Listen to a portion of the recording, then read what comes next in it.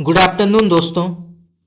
आज हिंदी साहित्य का एक अत्यंत ही प्रसिद्ध और महत्वपूर्ण कहानी गदल। तो गदल कहानी के कथा वस्तु की आज चर्चा करेंगे। यह अत्यंत ही प्रसिद्ध कहानी है। यहाँ से कई प्रकार के प्रश्न प्रतियोगी परीक्षाओं में पूछे गए हैं, तो इसके बारे में जानना अत्यंत ही आवश्यक है।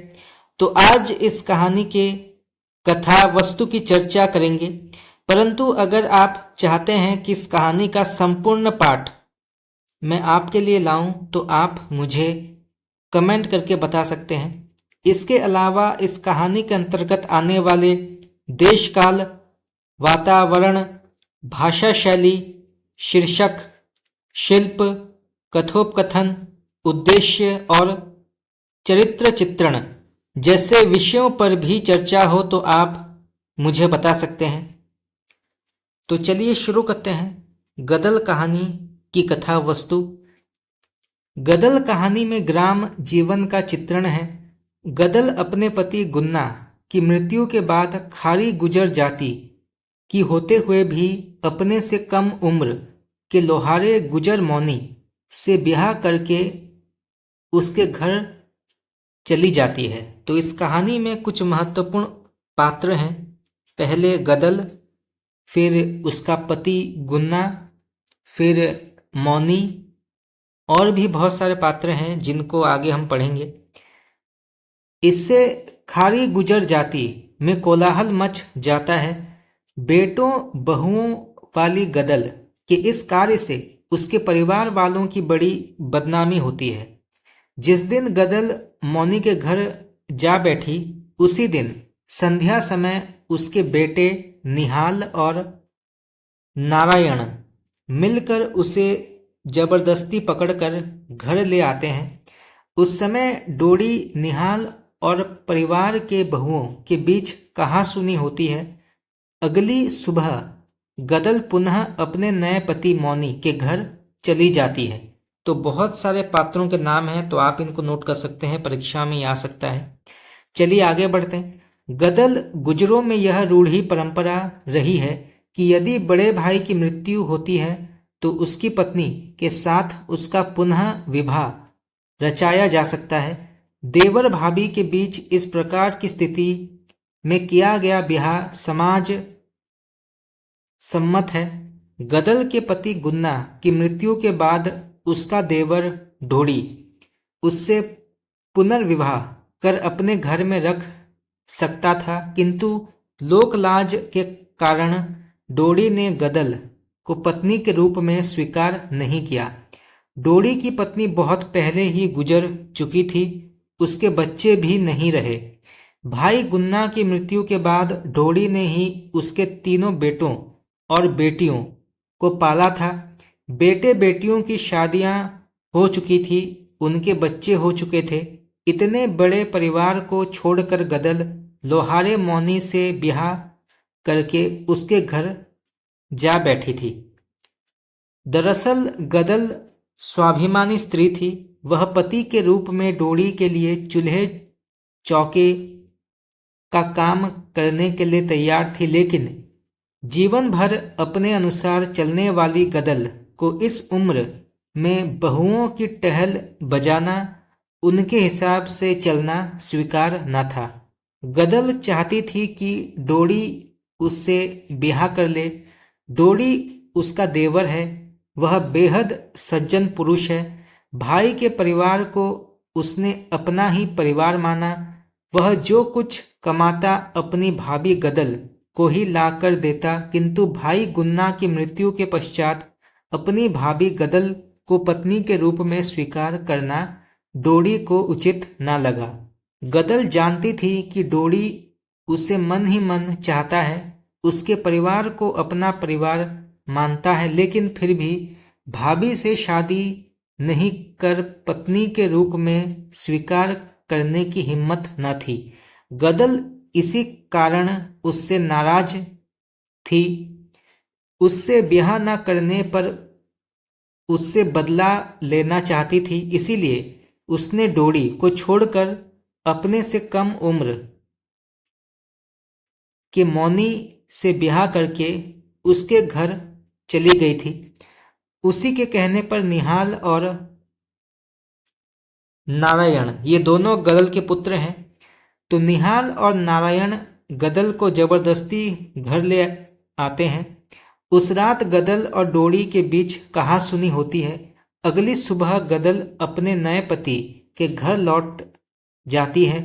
गदल का यूं चले जाना और उसके कारण जाति बंधुओं के बीच उसके और उसके परिवार का अपमानित होना डोरी बर्दाश्त नहीं कर पाता और किसी से कुछ कह भी नहीं पाता। उसका शरीर बुखार से तपने लगता है। उसी रात डोरी की मृत्यु हो जाती है।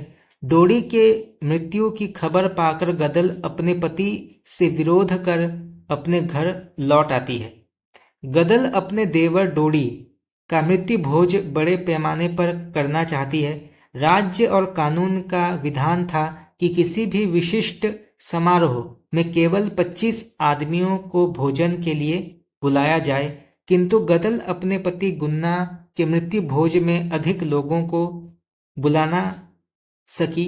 इस बात का उसे खेद है, अतः वह अपने देवर डोरी का मृत्यु भोज बड़े पैमाने पर करना चाहती है। इस कार्य के लिए गदल ने दारोगा को रिश्वत भी दी। गिरोज ने गदल की सारी बातें मौनी को जाकर बता दी कि डोरी के मृत्यु भोज में गदल बड़ा इंतजाम कर रही है।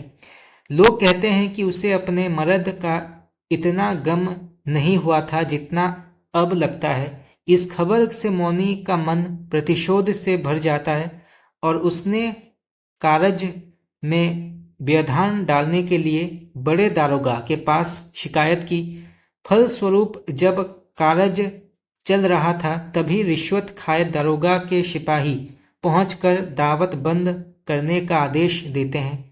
इतना ही नहीं तो वे बताते हैं कि बड़े दारोगा आ गए हैं, किंतु गदल आए हुए अतिथियों को सौगंध खिलाकर भोजन करने का आग्रह करती है।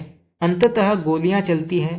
गदल बेटे बहुओं और गांव वालों को पीछे के रास्ते से निकलकर अकेले ही बंदूक संभाल लेती है और दोनों ओर से गोली बारी होती है। अंततः गदल के पेट में गोली लग जाती है। पुलिस उसके घर की तलाशी लेती है और घर में गदल के अलावा पुलिस को कोई नहीं मिलता। उसे अकेले पाकर पुलिस पूछती है कि तू कौन है। गदल जवाब में कहती है, जो मेरे बिन एक दिन भी न रह सका उसी की। उसी समय गदल की मृत्यु हो जाती है। मरते समय गदल को इस बात का संतोष था कि डोरी के मरणोपरांत का कार्य उसकी इच्छानुसार सकुशल संपन्न हुआ। इस घटना के साथ कहानी समाप्त हो जाती है। तो इस कहानी के माध्यम से लेखक रांगे राघव का उद्देश्य यह है कि गुर्जर जाति के ग्रामीण स्त्री के साहस, स्वतंत्रता की खोज, अस्मिता की तलाश, स्वाभिमान की परवाह, प्रतिरोध की भावना, असफल प्रेम की टीस के कारण प्रतिशोध की भावना, समाज के प्रति तीखा आक्रोश, पुलिस के द्वारा थोपे गए कानून के प्रति विरोध का स्वर और अंत में अपना बदला पूरा होने पर गहरी प्रेम की अनुभूति और आत्मा की शांति दिखाना है। यह कहानी ग्रामीण जीवन को दर्शाती है। इसमें प्रेम, आत्मपीड़ा, समर्पण और बलिदान की परिचित रणनीति के साथ कहानी विकसित होती है। यह कहानी चरित्र प्रधान है और नायिका गदल की मनोवृत्तियों और इच्छाओं से संचालित है।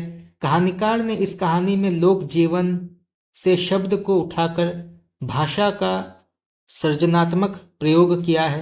कहानी में स्थानीय बोली के देशज रंग में रंगी भाषा और तर्क प्रधान प्रोक्तियों का प्रयोग किया गया है। यह कहानी पारिवारिक कहानी होते हुए भी पूरे कबीलाई समाज के साथ आधुनिक समाज, राज और उसके कानून के व्यापक को समेटती है।